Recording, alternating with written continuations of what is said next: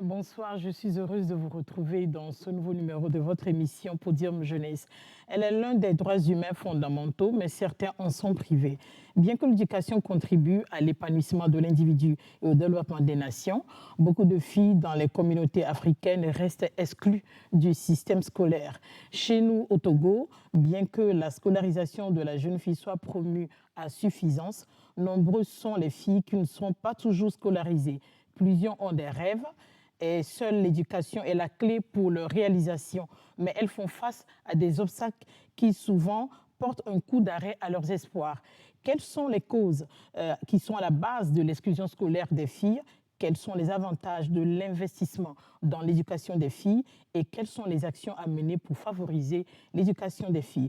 C'est ainsi que se présente la charpente de notre discussion de cet après-midi. Et pour en parler, voici l'équipe que nous présente Sonia Aménico.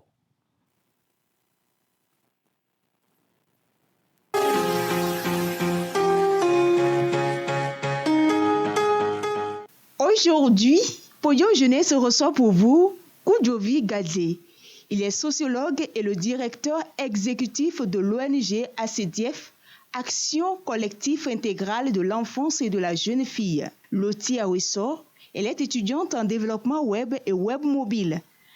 Aïda Nondoou, elle est comptable de formation et slameuse professionnelle par passion. Enfin, Joseph Amenudo, il est magistrat et ambassadeur genre et développement.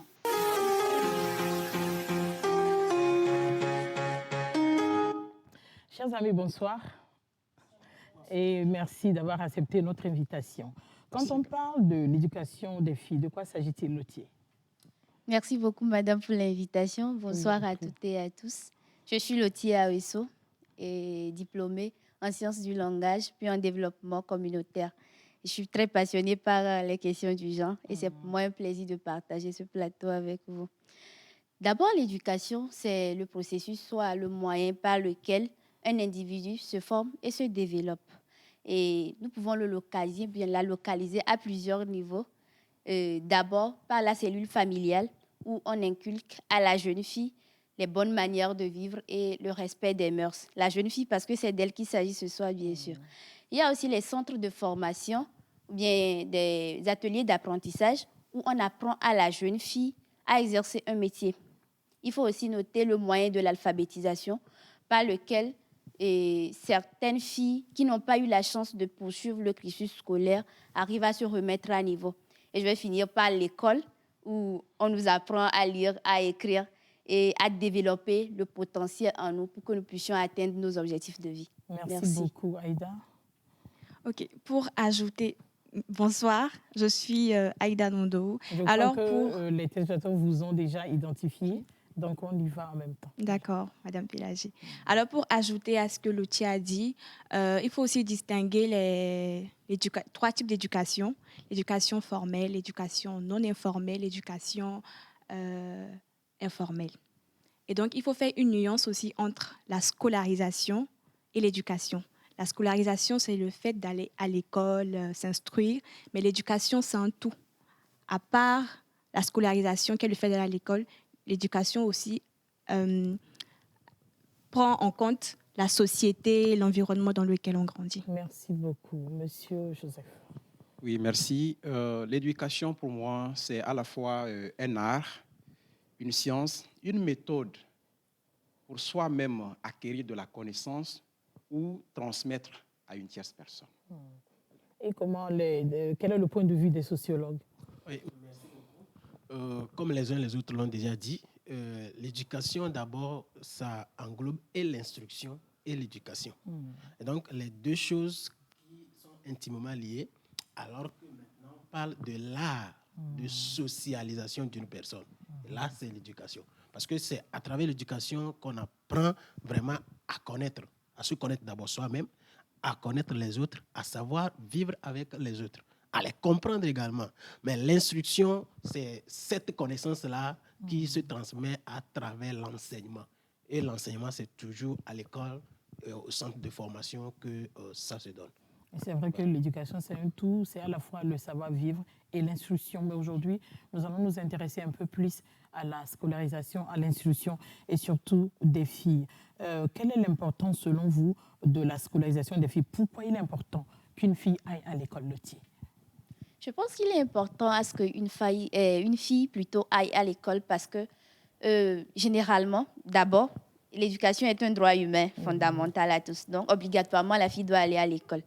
Mis à part le fait que c'est un droit humain, l'expérience a montré que toutes les femmes, bien toutes les filles qui sont éduquées, scolarisées, quand elles deviennent mères, elles prennent mieux soin, bien elles assurent mieux l'éducation de base de leurs enfants que celles qui ne sont pas allées à l'école. Prenons l'exemple, par exemple, de deux femmes, l'une scolarisée et l'autre qui n'est pas scolarisée. Lorsque ces deux femmes se retrouvent avec des enfants malades, le premier réflexe de la femme éduquée ou bien scolarisée, c'est d'amener son enfant à l'hôpital. Et lorsqu'elle revient de l'hôpital, elle prend soin d'administrer fidèlement les produits à l'enfant. Et pendant que cette femme qui n'est pas scolarisée, quand son enfant tombe malade, c'est d'aller d'abord chercher les produits au bord de la route pour donner à l'enfant. Et pendant que ça ne va pas, l'état de la santé se détériore, elle se dirige vers l'hôpital et parfois c'est trop tard. Si on arrive à sauver l'enfant à l'hôpital, lorsqu'elle revient, l'habitude de cette mère, c'est de donner peut-être à l'enfant la moitié du produit. En temps, lorsqu'elle sent que ça va mieux, bon, on garde le reste pour la prochaine fois quand l'enfant tombera encore malade. Et du coup, parfois, l'enfant ne résiste pas, l'enfant meurt. Donc, premièrement, lorsqu'on éduque une fille, ça permet à ce que, d'abord, la baisse du taux de mortalité soit revue. Il y a la baisse du taux de mortalité et aussi la baisse du taux des mariages précoces. Parce que lorsqu'une fille est scolarisée, lorsqu'elle devient mère, elle connaît l'importance des études. Et là, elle sait comment se prendre à ce que ses enfants aillent à l'école pour qu'ils deviennent quelque chose demain, comme on le dit. Nous avons aussi cet aspect économique, où les femmes, aujourd'hui, selon les statistiques, représentent plus de 52% de la population togolaise. Et même dans le monde, il y a plus de femmes que d'hommes. Et nous savons aussi que l'économie de nos nations, soit de notre pays, est plus basée sur l'effort que fournissent les femmes. Et des études ont prouvé qu'en réalité, lorsque une femme scolarisée et une femme qui n'est pas scolarisée sont à un même niveau en train d'exercer un métier économique, la femme scolarisée prospère plus que celle qui n'est pas scolarisée, au fait. Donc, tous ces avantages nous prouvent qu'en réalité, c'est mieux d'amener les filles à l'école. Merci beaucoup, Aïda.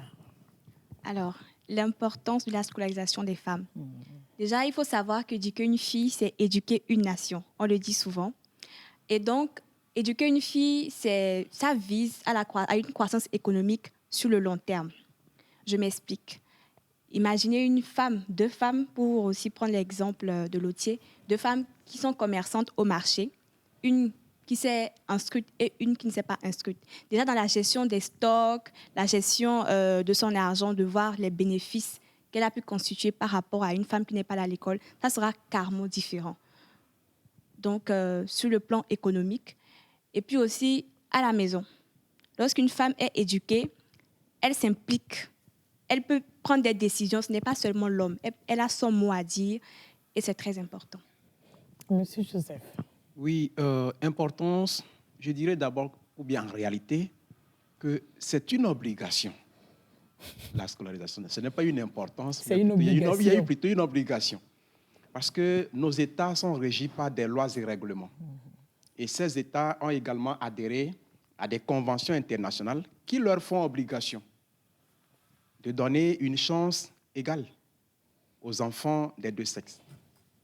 Je citerai la blogueuse béninoise Mariette Harry, qui, à l'occasion de cette rentrée scolaire, a publié un texte sur sa page Twitter et qui retraçait l'ensemble des textes internationaux et nationaux qui régissent le droit à l'éducation. Et ça part, par exemple, de la Déclaration universelle des droits de l'homme jusqu'au niveau africain, au niveau de la CEDEAO, avant d'arriver au niveau de nos pays. Donc, c'est une obligation. Plus loin, la répartition sociale même des rôles entre hommes et femmes dans nos sociétés, surtout africaines, et nous pousse à scolariser la fille. Parce que la femme a tous les rôles dans nos sociétés.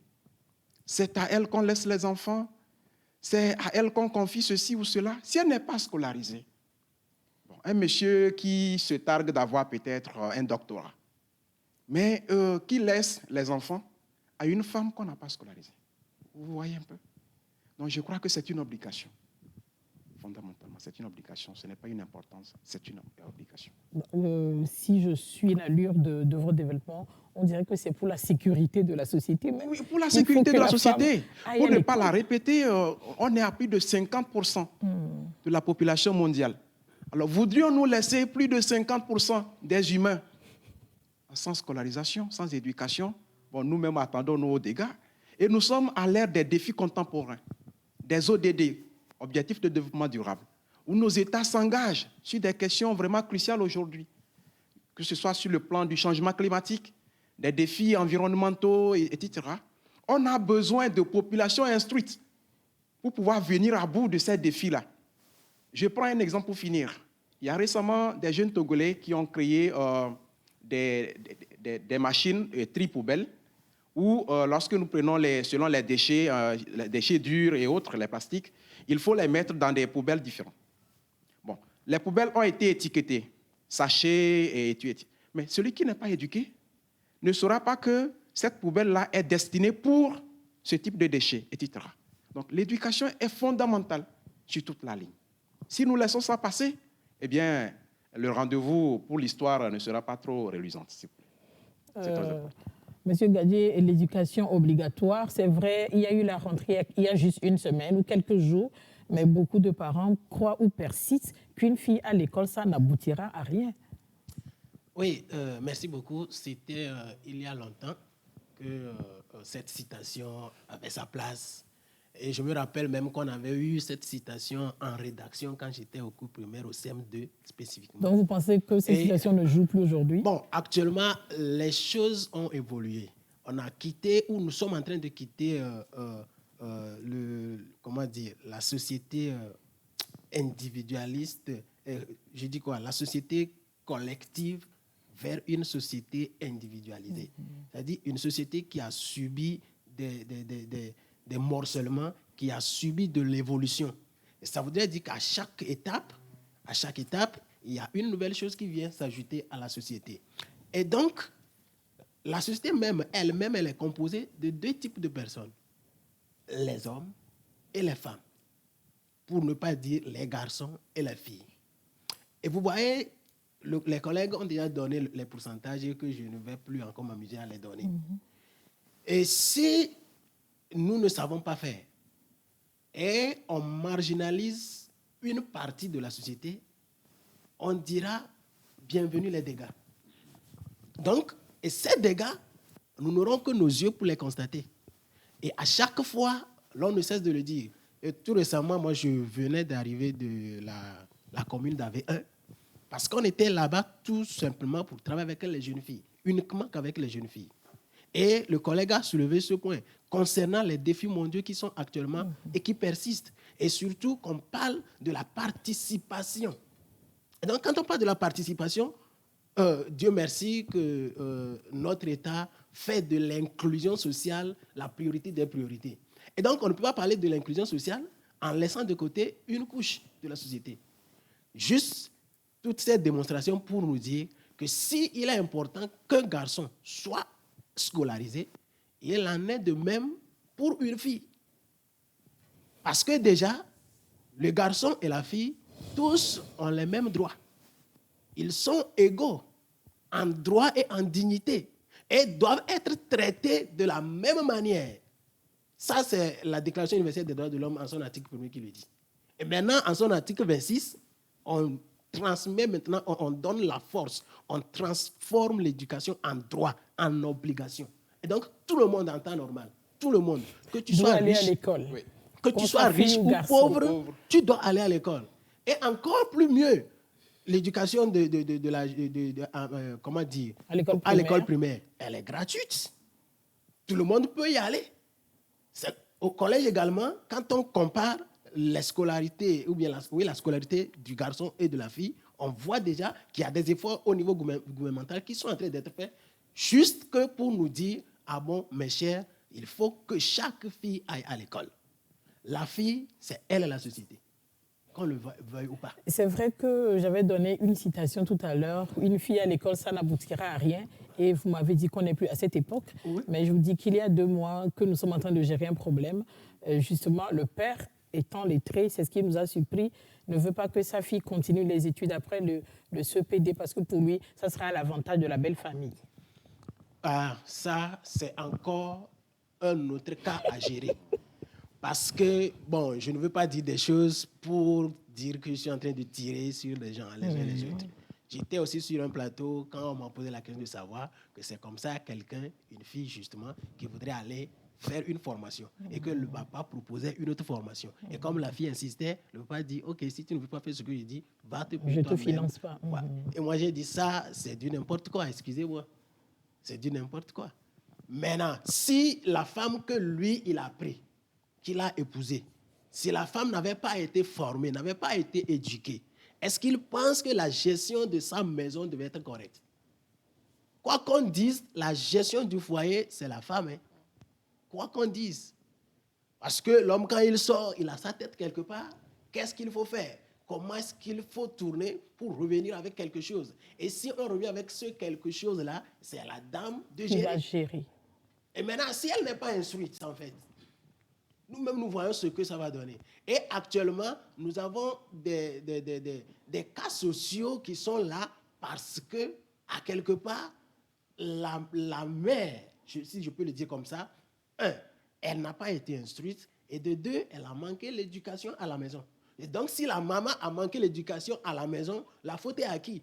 Si nous remontons, on verra qu'à la maison, elle est avec qui? Avec sa maman. Donc, sa maman n'a pas eu d'éducation, donc elle ne peut pas transmettre. Vous voyez qu'il y a toujours des causes qui perdurent, Oui. qui persistent et qui s'érigent en obstacle à l'éducation, à la scolarisation de la jeune fille. Je voudrais que nous les revoyions un tout petit peu. Je sais qu'il y a les mentalités, il y a les coutumes et il y a les cultures. Donc, on va les toucher du doigt un à un aujourd'hui. Aïda. Alors, avant de répondre à la question, j'aimerais parler du monsieur qui disait que sa fille ne pouvait pas continuer après le CEPD. Je ne sais pas s'il sait qu'aujourd'hui, en tout cas, l'État a pris... l'État s'occupe des formations professionnelles et même pour être couturier ou coiffeuse, il faut au moins avoir le BEPC. Parce qu'aujourd'hui, tu ne peux pas passer l'examen. Aujourd'hui, il y a par exemple des coiffeuses qui ne s'expriment pas bien et tout, qui ne parlent que les langues. Alors peut-être qu'il y a des étrangers qui viennent. Si je veux me faire coiffer, je ne comprends pas ta langue, je fais comment? Donc même pour être coiffeuse, donc s'il y a des filles ici qui m'écoutent, qui sont en 6e, qui sont en 5e, il y a des notices à lire pour les produits. Il y a des notices à lire pour les produits. Et qui veulent cesser l'école sous prétexte du genre, mon rêve, c'est d'être couturière, d'être coiffeuse. Eh bien, mes sœurs, eh bien, mes chéris, vous devez au moins avoir le brevet. Alors, les causes, pour revenir à votre question, les causes de l'exclusion scolaire des filles, on a la pauvreté. Parce que lorsqu'on a une famille qui est pauvre, le papa ou les parents diront, ça sera une charge de plus. Qu'est-ce que tu vas m'apporter? Du genre, c'est que tu n'es pas l'héritière. Souvent, c'est ce qu'on dit. C'est l'homme l'héritier, donc c'est à lui d'aller à l'école pour pouvoir mieux gérer. Il y a aussi, j'ai été surprise de savoir qu'il y avait cette cause-là, mais les menstruations.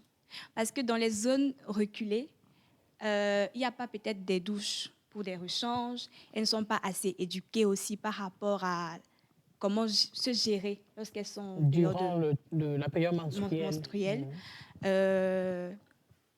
J'ai cité la pauvreté, j'ai cité la menstruation. Voilà, la culture. La culture du genre, la femme est faite pour être à la cuisine. La place de la femme, c'est la cuisine. S'il vous plaît, arrêtez ces mentalités. La place de la femme, ce n'est pas seulement pour être à la cuisine. Nous pouvons aussi prendre des responsabilités. Nous pouvons aussi faire tout. On a des femmes médecins aujourd'hui, on a des femmes ingénieurs, on a des femmes qui peuvent faire tout, mécaniciennes, etc. Donc, envoyez vos enfants à l'école, c'est très important. Loti. D'accord. Les causes de la déscolarisation des filles sont énormes. Comme Aïda l'a dit, il y a d'abord la pauvreté, mais j'aimerais relever aussi un point qui est l'inverse.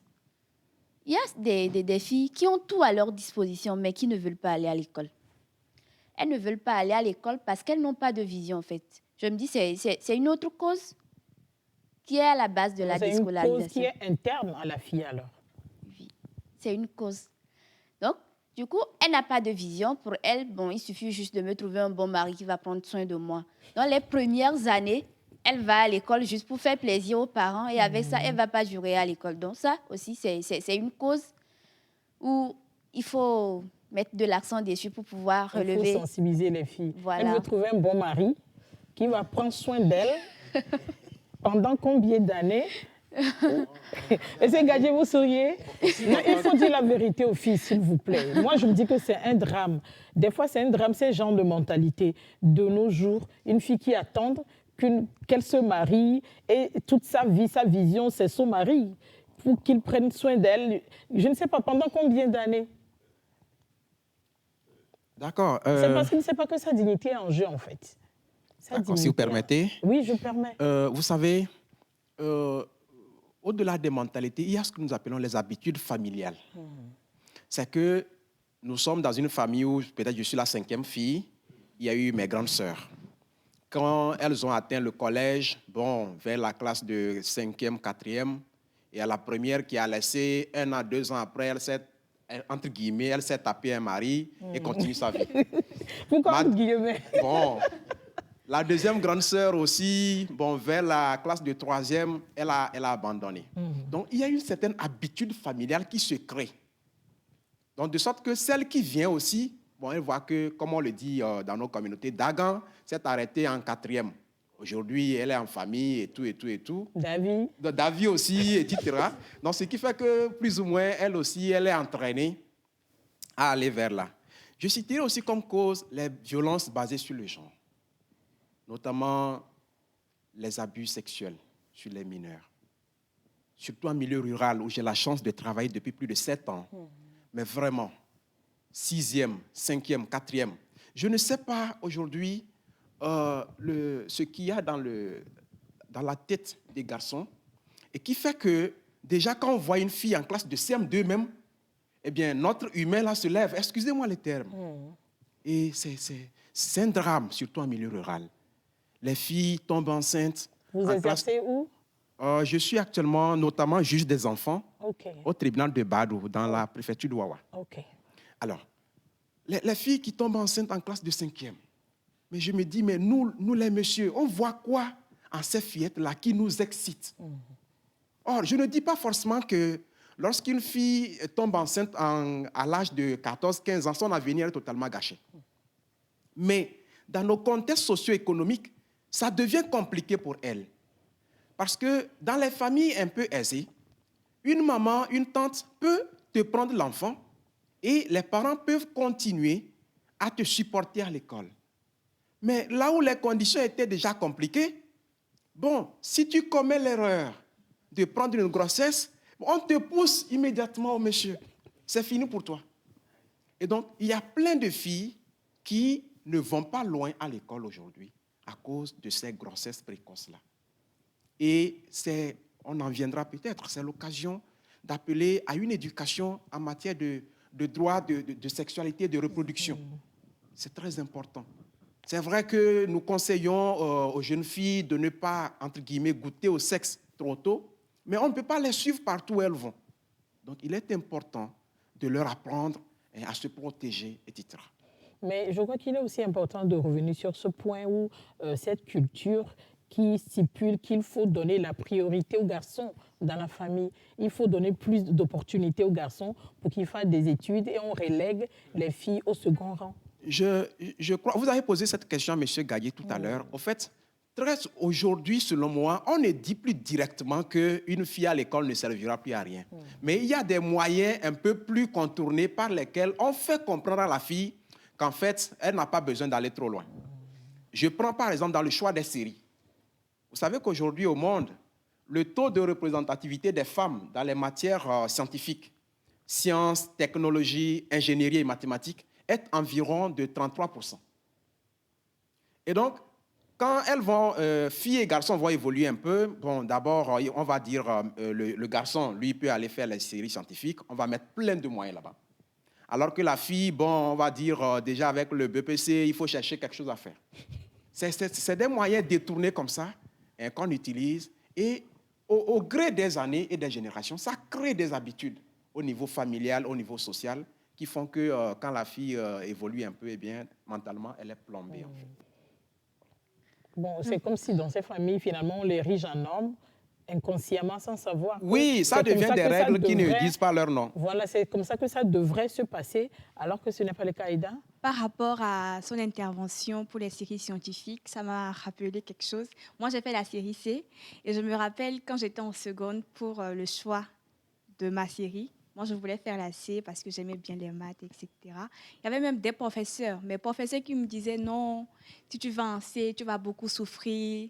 C'est pas une série faite pour les femmes, etc. Donc, ça, c'est les éducateurs qui parlent comme ça. Certains éducateurs, voilà. Il y en a d'autres qui te boostent et d'autres non. Donc, il faut vraiment, au niveau aussi de la formation des professeurs, qu'on les forme vraiment parce qu'eux aussi, parfois, ils sont à la base, en fait, de cette création de stéréotypes, du genre, les filles ne sont pas faites pour faire telle série, etc. C'est cet ajout que je voulais faire. Merci beaucoup, Monsieur Gadji. Oui, franchement, c'est très intéressant. Ouais, parmi les causes, il y a une que je voudrais également aussi mentionner. Le micro, s'il vous plaît. Il y a une que je voulais mentionner, c'est-à-dire la situation géographique des établissements scolaires. Vous voyez, quand on prend nos milieux vraiment ruraux, les établissements scolaires sont beaucoup plus, des fois, éloignés de, comment l'appelle-t-on, de nos maisons. Oui, de nos maisons. Et vous voyez, les garçons ont cette facilité d'aller à pied. Et souvent, les filles ont cette difficulté de parcourir également aussi des distances assez importantes à pied pour aller à l'école. Donc ça, c'est une cause, mais qui ne dit pas son nom. Et on se dit, bon, nous sommes ici à peut-être à Djarkwanga et puis on a le collège qui est à, je ne sais pas, et il faut marcher à 18 km ou à 20 km avant d'arriver. Et faire ces allers-retours, des fois, ça pousse également, pas non seulement les parents, mais les filles elles-mêmes à abandonner très tôt. Donc ça aussi, c'est une cause qui ne dit pas son nom, mais qu'on peut régler, qu'on peut résoudre en un rien de temps. Maintenant, à part ça, il y a la stigmatisation. Il y a la stigmatisation qui joue vraiment un rôle très, très important dans le fait de constater l'abandon précoce ou la non-même scolarisation des filles. D'abord, la stigmatisation à partir de la maison, de la cellule familiale, et la stigmatisation au dehors, dans la communauté. Et cette stigmatisation dans la communauté se traduit par ces stéréotypes que la communauté elle-même, elle a inventés.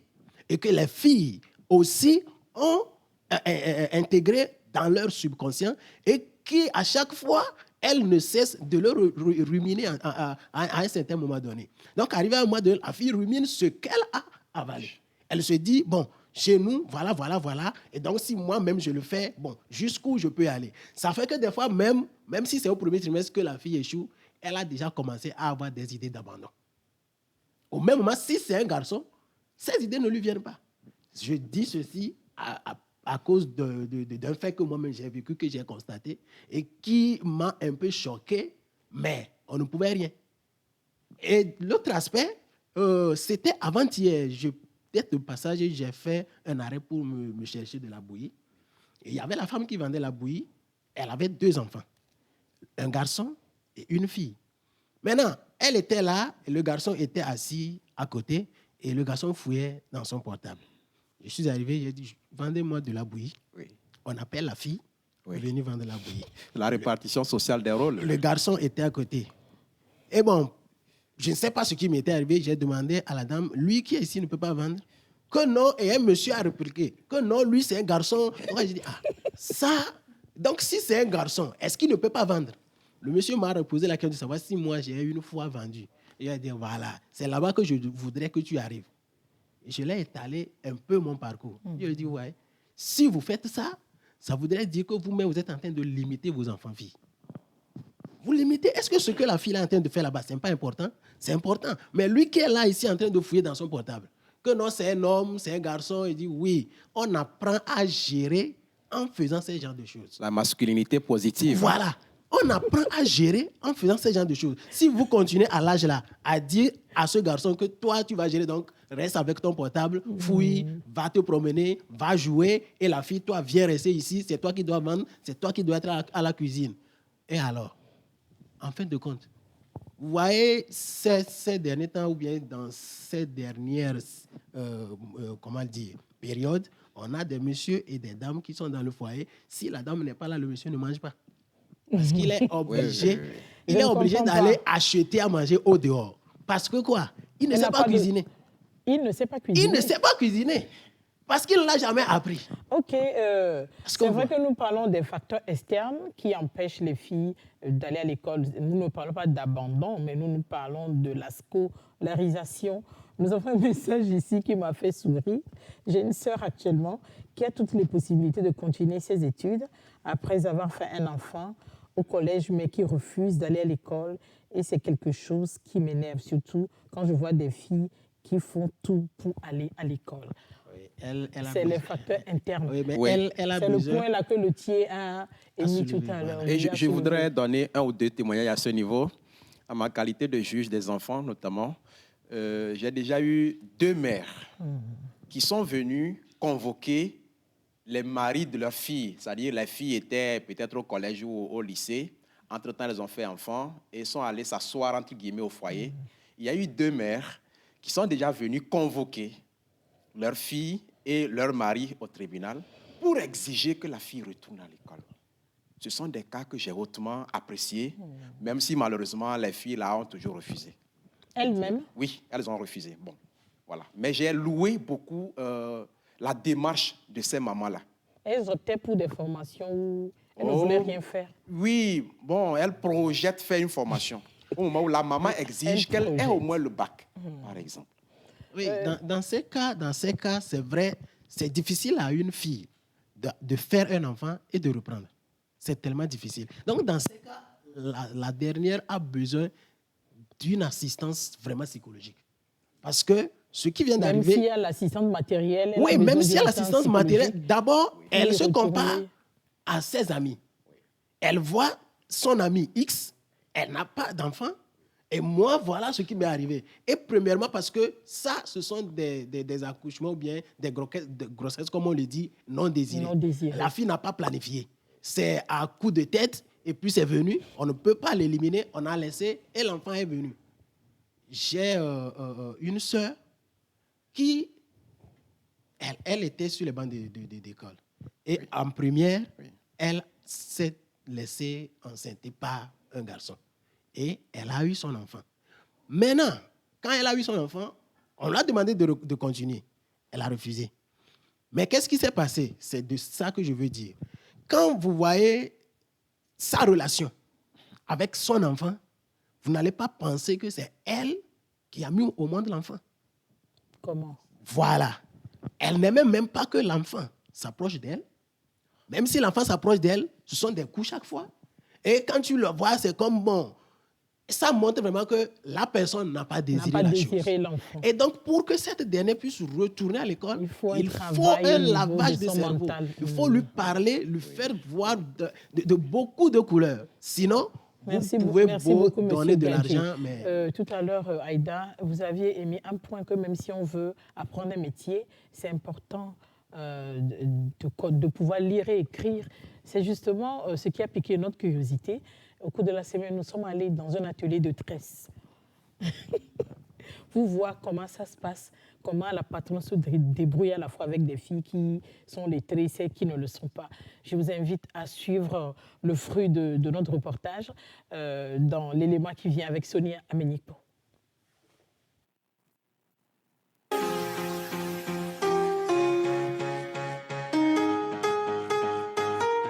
La plupart des filles qui n'ont pas eu la chance d'être scolarisées optent souvent pour l'apprentissage d'un métier. Dans ce salon,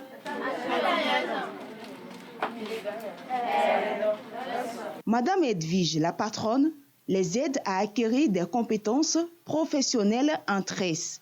Selon elle, un grand nombre de filles connaissent des difficultés d'apprentissage à cause de l'analphabétisme. Les filles qui viennent chez moi, toutes n'ont pas été à l'école.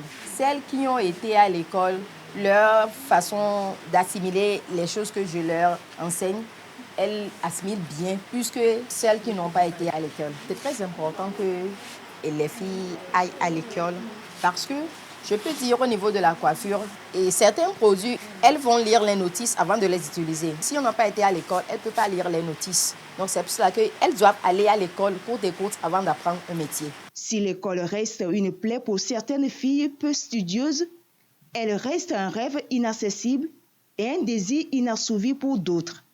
C'est le cas de Louise, l'une des apprenties.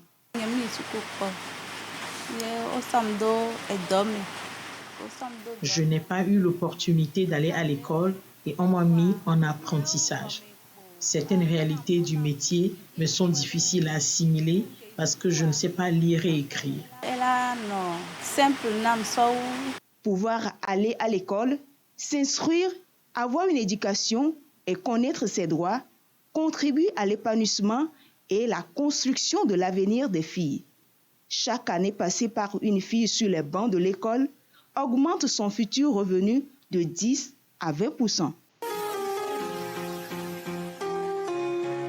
Merci de revenir. Aïda, votre point a été soutenu. Pour revenir au point dont on parlait avant ce reportage, on parlait des facteurs internes. Et il y a un cas ces derniers temps, en tout cas, dont on parle beaucoup, les influenceuses. Donc, il y a des gens qui décident d'arrêter l'école juste peut-être parce qu'ils ont beaucoup d'abonnés. Elles aimeraient simplement poster leurs photos nues ou bien très sexy, etc. Alors que non, si vous voulez être influenceuse, vous pouvez être influenceuse, mais de façon positive. En tout cas, moi, je veux être une influenceuse positive par mon éducation. Il faut impacter sa communauté. Et donc, il faut aller à l'école, il faut avoir de bons boulots, être cadre et influencer. Si toutes les filles se mettaient nues ou voilà, sexy. Qu'est-ce que la société allait devenir? Le Togo veut être développé, le Togo, on veut grandir. Tout le temps, on est là, on se plaint, ça n'avance pas et tout. Mais qu'est-ce que nous, on fait, en fait, pour apporter notre pierre à l'édifice? Donc, les filles, vraiment réfléchissons et pensons au développement de notre Faisons très chère quelque nation. chose de bon. Merci. On revient sur le reportage. Qu'est-ce qui t'a marqué, Lothier? Le reportage qu'on a suivi tout à l'heure. Tu l'as bien suivi? Oui, je l'ai bien suivi. Qu'est-ce Ce qui que tu m'a peux en marqué, dire? c'est la plainte de l'apprenti. Qui n'est pas scolarisé. Qui le regrette, qui dit qu'il y a des choses qui devaient être simples Maîtriser pour un peu elle, mieux. mais malheureusement. Vous voyez que celle-là, on se dit, si seulement elle a avait eu l'occasion, l'opportunité, ou bien elle allait en l'opportunité, profiter. elle allait en profiter. Merci Donc, c'est ça qui beaucoup. m'a beaucoup marqué. Merci beaucoup, M. Joseph. Oui, comme la patronne aussi qui relève qu'il y a une certaine facilité d'assimilation de la formation par celles qui ont mis pied à l'école. Parce que même en matière de coiffure, il y a des produits à utiliser dont les notices sont en français et qu'il faut lire. Donc, je crois que même pour apprendre un métier, c'est important d'être instruite. Voilà, c'est vrai que nous parlons depuis là de sensibilisation. Quelles sont les autres actions à mener pour pouvoir favoriser l'éducation et surtout la scolarisation des filles, M. Gadji? Oui, les actions à mener pour favoriser la scolarisation de la jeune fille. Ces actions sont nombreuses. D'abord, au niveau familial. Ensuite, au niveau de la personne même, qu'on veut favoriser son instruction. Et maintenant, au niveau étatique. Voilà, au niveau étatique, il y a des choses qui se font déjà et qui est louable. C'est comme on nous offre une place et on vous dit maintenant, venez coucher. Et toi, tu ne veux pas venir avec ta natte. Bon, vous imaginez, vous imaginez ce qui va se passer. Oui, je vois. Oui, tu seras debout jusqu'à ce que tu ne le constates. Il y a des gens qui ont déjà occupé les places et tu es là. Et donc, au niveau familial, il faut que les parents arrivent à tout faire pour effacer de leur mentalité l'ancien système qu'ils ont, l'ancienne manière de fonctionner qu'ils ont. Parce que, vous voyez, nos parents ont hérité de leurs parents. Vous permettez, M. Gadji, Oui. avant d'arriver au niveau de la fille, au niveau des parents, je voudrais que nous insistons un peu sur ce cas. Il faut tout faire pour faire comprendre aux filles que le mariage n'est pas une AGR. Oui. C'est sérieux. Oui, mais Activité générative. si vous permettez, je parlais tout à C'est l'heure sérieux. des habitudes familiales. Au fait, il y a Dagan qui avait arrêté en 4e ou en 5e, 4e et qui s'est trouvé un mari, peut-être Apparemment, aujourd'hui. ça va. Elle roule Elle est avec bien. Dubaï. OK. Bon, c'est pas mal. Il y a eu la dot à la maison. Voilà. Au moment où peut-être une fille était en classe de CE1 ou CE2, Sa grande sœur a laissé l'école en 4e. Mais elle a vu, vous savez, le mariage coutumier dans nos milieux, ou religieux même, c'est en pompe et tout. Mais il y a les habitudes qui se créent. Mais vous savez, les solutions, il faut les éduquer. Il faut leur parler. Il faut que la société civile, nous les jeunes, on s'engage, et surtout dans les milieux ruraux, à leur parler régulièrement. Il faut leur montrer aussi jusqu'où l'école peut les amener. Leur présenter des modèles, en fait, de réussite. C'est très important. Ça contribue beaucoup à changer les mentalités. Voilà. Oui, si je parlais des parents, parce qu'il y a certains parents qui, comme Madame Edwige l'a dit tout de suite, qui n'aiment pas mettre leur enfant-fille à l'école au même niveau que le garçon. C'est pour ça que je parlais des parents. Okay. Maintenant, pour ce qui concerne la fille elle-même, on a beaucoup de choses à faire. Il y a beaucoup de travail à faire. Il faut d'abord qu'on amène la fille à savoir que non, tu es né aujourd'hui, après-demain, ton papa n'est plus, ta maman n'est plus, c'est toi. Maintenant, celui que tu auras comme mari, en temps normal, c'est ton mari, mais comme madame l'a dit également, ce n'est pas une activité génétique de revenu que tu t'en vas faire là-bas. Ouais. Quand vous arrivez au foyer, tu amènes 50, j'amène 50, et ça continue. Et ça marche. Maintenant, si tu n'arrives pas à amener 50, c'est en ce moment qu'on voit dans certains foyers les femmes devenir des serpillères entre griffes, si je peux le dire. Parce que le monsieur se dit, tu n'apportes rien. Effectivement, tu n'apportes rien parce que tu n'as rien à faire et tu ne fais rien. Même le simple commerce dont les gens parlent. Pour faire un commerce, il faut que tu sois instruite. Il faut que tu saches faire des calculs. Il faut que tu saches que avant de commencer mon commerce, avec mon fonds de commerce, je dois savoir quel est mon plan d'action. Quel est le plan d'affaires que j'ai. D'ici 6 mois, qu'est-ce que je dois gagner comme économie? Est-ce que c'est dans mon économie que je dois puiser pour dépenser ou c'est dans mon fonds du commerce que je dois puiser? Tout ça là, ça s'apprend. Et donc, on doit travailler effectivement sur la fille elle-même, lui montrer les bienfaits de l'éducation, l'amener plutôt à avoir également des modèles. Si la fille a un modèle devant elle, j'assure que cette fille-là va évoluer. Vous voyez, ACDF a fait partie de ces organisations de la société civile qui ont fait le plaidoyer pour que le gouvernement actuel ait beaucoup de femmes. Et moi, actuellement, je m'en réjouis. Quand je tourne, je vois parmi les ministres, je vois les femmes, je dis vraiment, ça c'est très bien. Et normalement, avec ça déjà, on n'a plus besoin de beaucoup parler 35%. 35%. Avec ça déjà, on n'a plus besoin de beaucoup parler aux filles. Tu te lèves, tu vois, on dit « Madame le ministre », et tu vois, c'est la dame. On parle du Premier ministre, tu vois, c'est la dame. On parle du ministre des armées, tu vois la dame. C'est vrai qu'à les modèles dont vous parlez, ces modèles font des efforts pour pouvoir rencontrer ces filles. Oui. Mais le grand travail qui reste maintenant, c'est les zones rurales. Oui, justement, en milieu rural, c'est compliqué. Et nous sommes à l'étape des propositions concrètes, des solutions. Je crois que l'État fait de son mieux, même s'il est le premier responsable en matière de droit à l'éducation, parce que c'est l'État qui est le garant de ça. Mais à la base aussi, nos communautés doivent s'engager. La société civile doit s'engager. Quand nous prenons aujourd'hui, chaque canton au Togo a au moins 5 filles et fils qui sont dans une université publique, que ce soit à Lomé ou à Kara. Oui. Qu'est-ce que nous faisons en retour dans nos communautés? Créons des associations, mobilisons-nous. Voilà. Dans les vacances, allons parler aux petits frères, aux petites sœurs. J'ai loué cette semaine, excusez que j'en parle, à l'école primaire publique de Aveta. À Aveta, il y a l'association NRG Group, des sœurs jumelles Géralda et Géraldine Nassini, qui sont allées appuyer 60 jeunes filles en classe de CM2. Ce que j'ai beaucoup apprécié. Mais nous avons des cantons, des communes aujourd'hui où peut-être durant toute l'année scolaire, il n'y a pas une organisation qui vient parler à la communauté de l'importance de l'éducation. Ce qui n'est pas du tout bien. Je crois qu'il faut prendre le relais d'une manière très importante.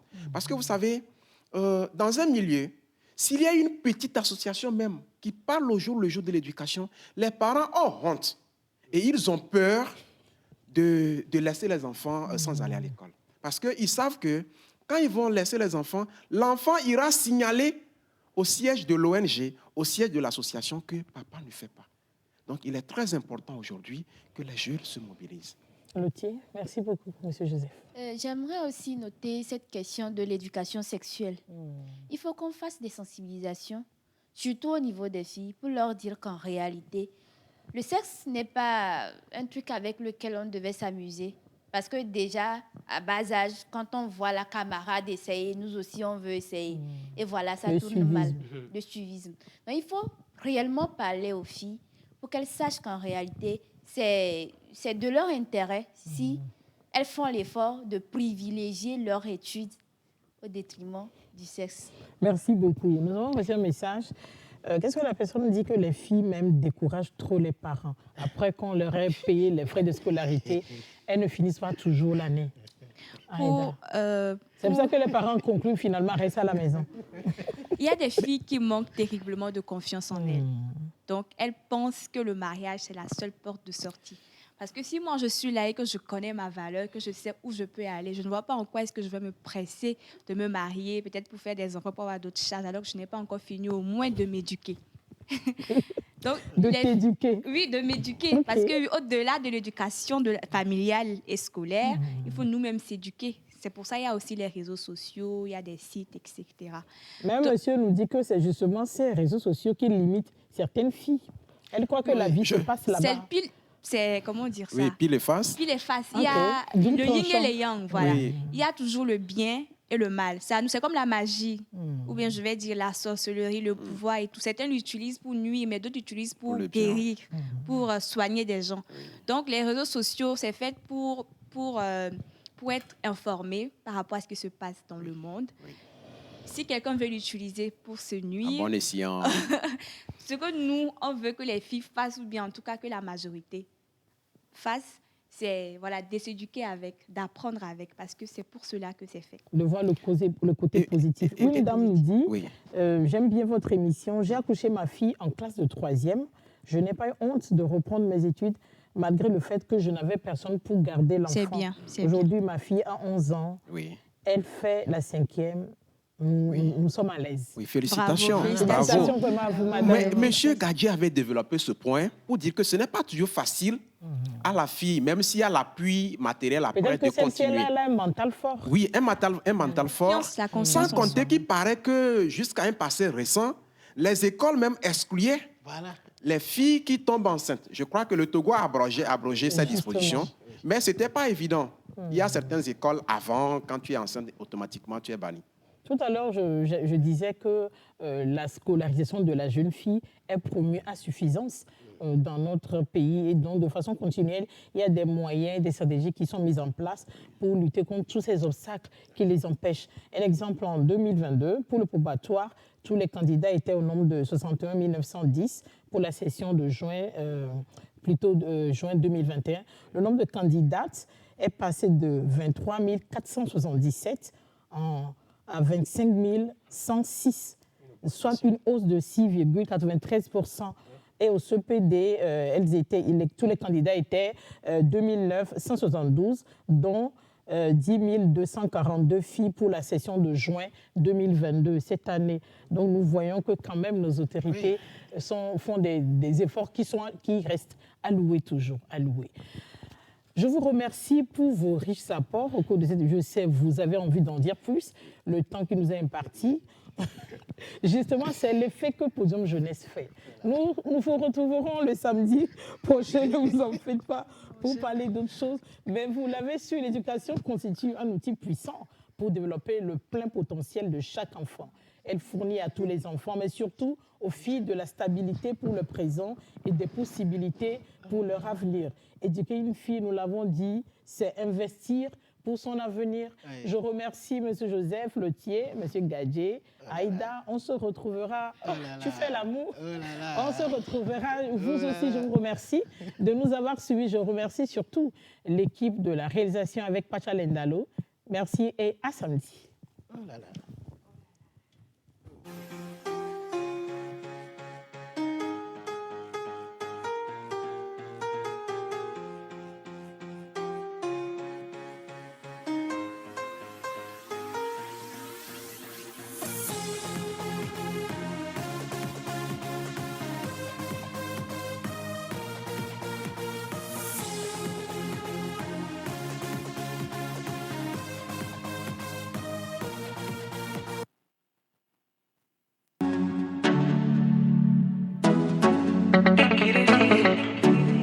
Sophie.